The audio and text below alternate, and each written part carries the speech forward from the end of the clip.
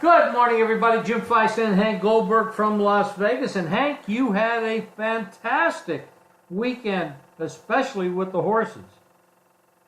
I have a friend who I know who's a big gambler. He's a $500 player who they just cut back at one of the big places in town. And it's terrible what they're doing with the big players.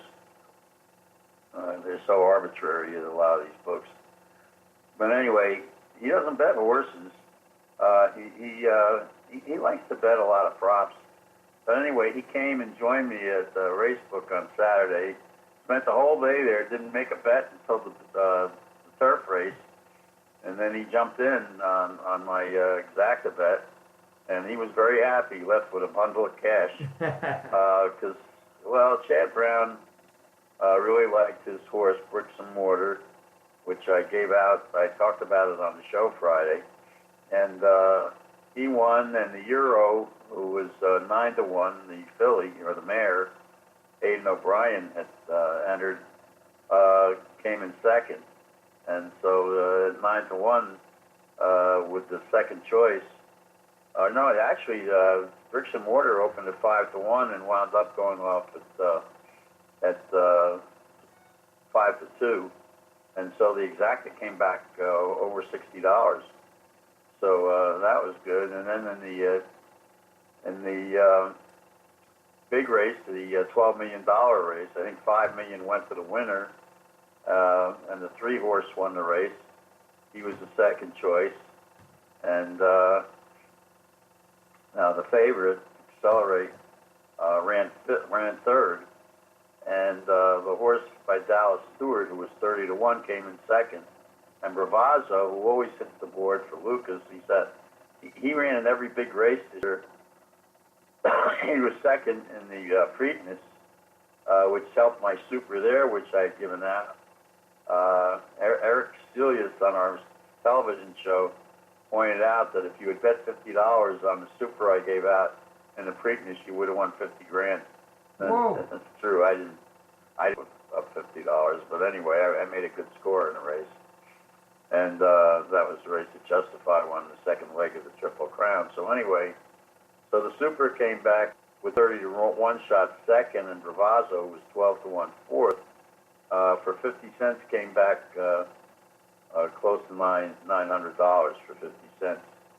So people who followed me did very well, and it was all over Facebook and Twitter, and Kelly Stewart had it on our she's on the television show with me, and I know she did well because she said that on Facebook. So it's nice to be able to do that, and that's why I have a great reputation in horse racing as a handicapper. I do probably as well as anybody in the country. Well, I know you do. I see the records of a lot of people, and you're right up there at the top. But you've been doing this for a long time. I think everybody kind of expects it, Hank. It's a high expectation from you. Well, I did a lot of work on television with ESPN and ABC Sports on big racing shows, and took me to racetracks all over the country. And I know a lot of the trainers. And I talked to them before these races, and they helped me out. And so I'm able to get some of that inside information, and it's worked out.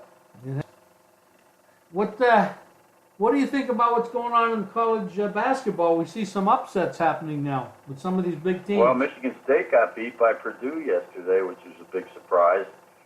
The team that keeps winning is Tennessee, and they're on top right now. But Duke got their point guard back. They won by 13 on Saturday, although they were favored by 23. They played tonight, but Duke probably won't lose again now that they're at full strength, unless somebody else gets hurt.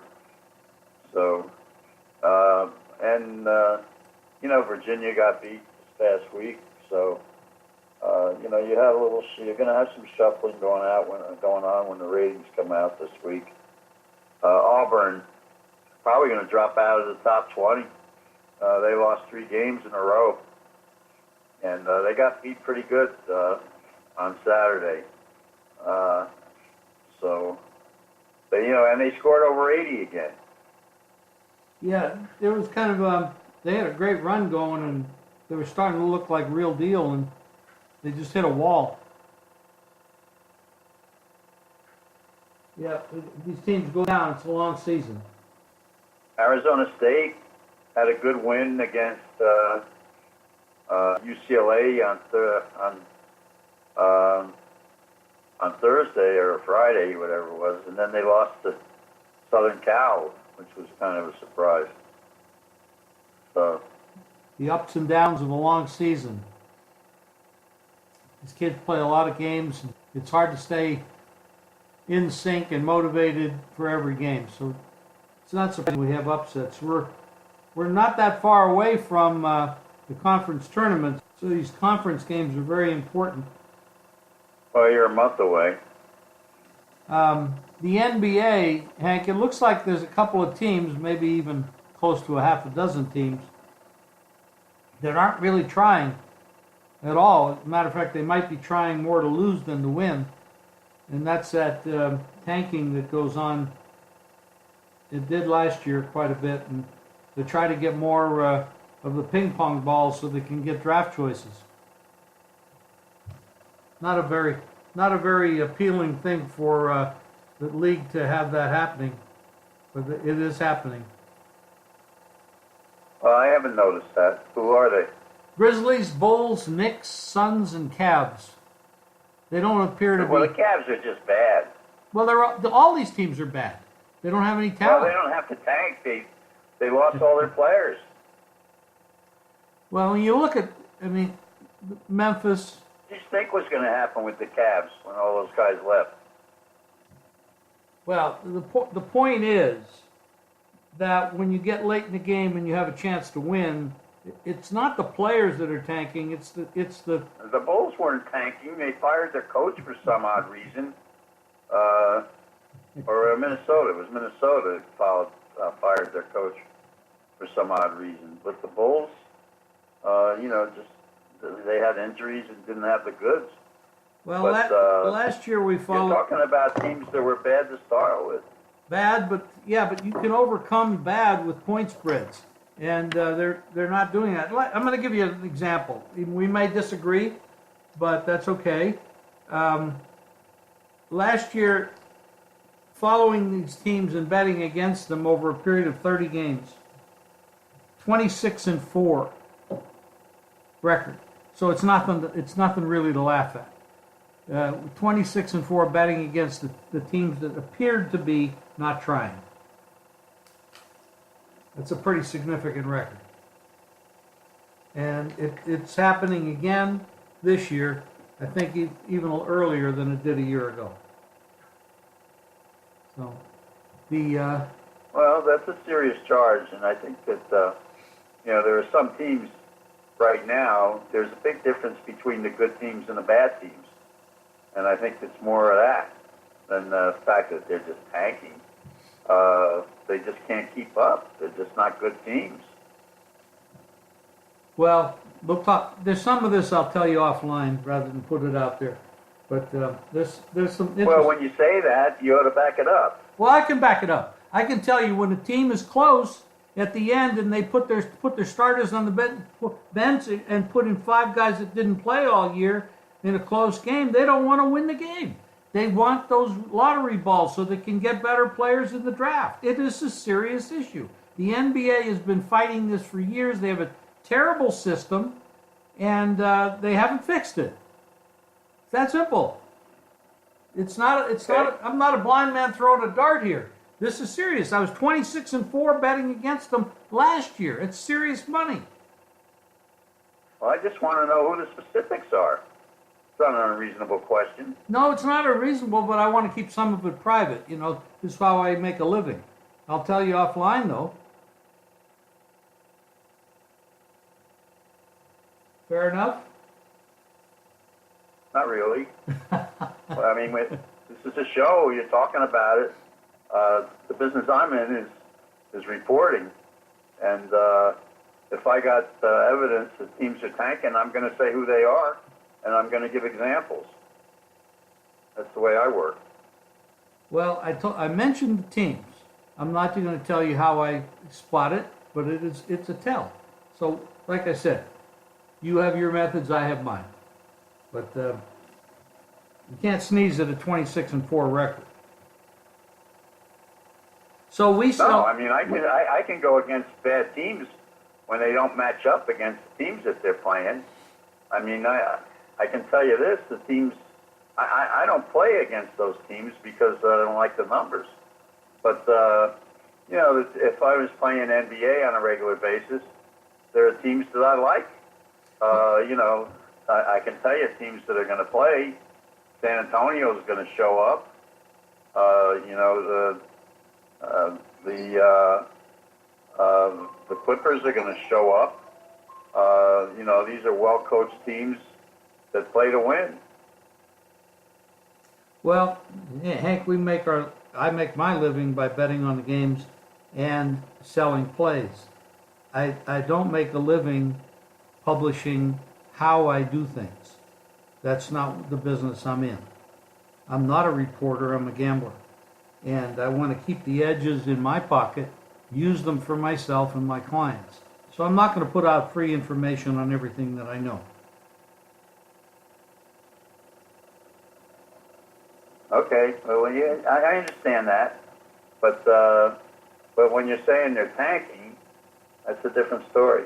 There's absolutely no question in the NBA of the 32 teams, 16 make the playoffs. Well, I think when they get towards the end of the season is when you'll see tanking. It's you know, teams that are really hopelessly out of it, and there are teams now that are hopelessly out of it because they're no good. Which is actually the verification of what I'm saying. They're not even trying, and that's they don't want it. You can make up for it in the point spread, but they're not trying to win because they want to enhance their chances of getting the top draft choices. And top draft choices, like Phoenix last year, and last year's they were the champions, tanking all the time, and that's what they did. Of course, they're doing it again this year, but. You know, they're trying to build up draft choices to get themselves a better team. It's the system that doesn't work, but the NBA hasn't fixed it yet. And until they do, we're going to have this every year at this time of the year. I mean, you may have a different opinion, that's fine.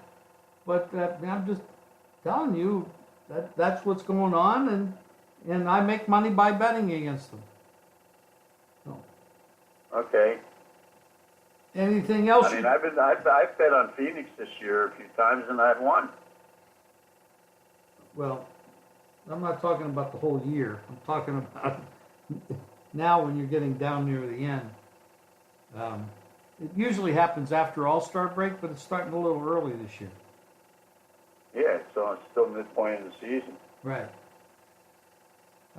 Anything else you want to cover for sports fans out? You know, I know NBA is the least of our conversations normally. College hoops, I think we're gonna see some teams. I believe that are going to make a kind of a run that we really don't know about. There's some great players out there in the league that people are going to see in the tournaments they're quite impressive. Well, I mean, you know, the good teams right now in the NBA, you know, you got teams like Denver that's playing very well. Sacramento's a good team. The Clippers, there are a lot of good teams out west. You know, Popovich just had his 70th birthday, doing a great coaching job with that team, with what he has. Dallas, it plays competitively when they can. You know, there's a lot of teams that are playing pretty well right now that are out there, you know, playing competitive basketball games, putting a good product on the floor. Yeah, there are. There are probably 20 teams that are you know, anywhere from average to good, and you have probably six to eight teams that are really poor, and it's just the way it is. I mean, you have the same thing in the NFL. You have bad teams, good teams, but it's knowing how to take advantage of those situations. A lot of people look for the good teams to bet on. I'm one of the guys that looks at how to bet against bad teams. So, I look for, we're all doing it the same way. We're all trying to climb the same mountain in a different way. Any big games in college hoops coming up this weekend that you have spotted? I haven't looked ahead to the weekend yet. There were some good games this past weekend. I think, UCLA had been playing pretty good ball until they lost to Arizona State. But actually, they have been playing decent ball. Washington is probably the class of the Pac-12 right now. Kansas is not very good. They got a pretty good thumping from Oklahoma, from Kentucky. Kentucky's really coming around right now. He's got that team. He's put that team together as he normally does this time of year. They've kind of matured. I thought Notre Dame was pretty disappointing. I thought they'd play a little bit better this weekend, unless they were tanking. Touche, Hank. Good one. We don't see that in college ball, my friend. They ran up against Virginia, which is a pretty tough team to beat. And I'll tell you, West Virginia is really bad. Yes, they are. And this is not a good Kansas team this year. Kansas State's pretty good. And I'll tell you, another team that's playing very well is Virginia Tech. They've pulled off a couple of surprises. And, there's some Big 12 teams that are kind of interesting right now. Yeah, I mean, you got a Big 12 matchup tonight at Oklahoma and Baylor and TCU. Yeah, I've been having very good luck with Baylor. Yeah, they're taking 6 tonight. That might be a spot to look at. Going back, I don't want to switch gears too much, but going back to Indianapolis, the Golden State plays at Indiana tonight. And, Oladipo is out now for the year with that terrible injury. How much of a rating drop do you have for them? Because a lot of people seem to be sticking with Indiana as not being that much further down. I have them dropping quite a bit because of him being out. Yeah, although they had a good win the other night, even without him. I know. But Golden State's hot right now, though. Although they didn't cover the other night, they were 8.5 favorites, and they only won by 8. I'll tell you, a team that's trying and winning a good share of their games is the Heat. Oh, Miami. I had Miami yesterday. I bet on them yesterday, and I'll tell you one. I'll give you a free play on the website today.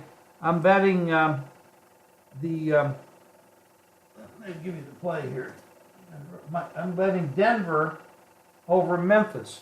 Memphis is a team that just looks like they're totally out of control and really not caring very much. And I like Denver in this spot. I think Memphis has some big problems. But Denver's a very good team. They can really score. They can. I mean, they ran into a buzzsaw the other day against Golden State, and they blew them out. But Golden State's in a different league. I mean, now that they got the big guy in there, he came off the injury, he just started to play for them, and they're just, in my opinion, they're just better than everybody. I mean, Houston got Chris Paul back yesterday, and they were no great shakes. Yeah, the style of ball that they play, with Harden doing almost everything. Now, I agree with Paul back, they'll be more balanced. He is a great guard, an absolutely great guard. People don't give him the credit that he deserves. That's a 1-2 punch that's very lethal. But Harden has failed and fallen off the map in playoff games for years. and I believe it's because he does too much during the season and wears himself out. I mean, they play 82 games, regular season games, and then you get in the playoffs, and it's night after night and 3 games a week, and it's rough. And I think he just wears out.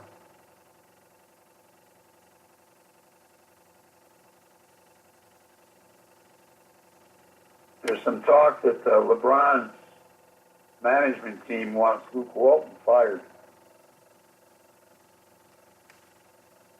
Well, he's done that before. He did it before in Cleveland. He got his guy in there, and it's not unusual. I don't know who he wants, but I wouldn't be surprised. Would you? Well, nothing he does surprises me, but he hasn't played in 16 games. And they were actually had a pretty good run there for a few games. And then Lonzo Ball got hurt. So without the two of them, it's a little bit of a struggle for the Lakers. Yeah, and then they had another player sit out the other day with a hip injury. I can't remember his name, the moment who it was. But they've had some injuries. LeBron is at the end of his career. He might have a couple years left. And I don't know what coach he wants. They want to bring Tyronn Lue in from where he was at Cleveland? I don't know. He's had problems with coaches before. The only coach he didn't change in his career, I think, was down in Miami. Well, he wasn't going to have his way in Miami. No. Now, Pat Riley wouldn't let him get away with that. No.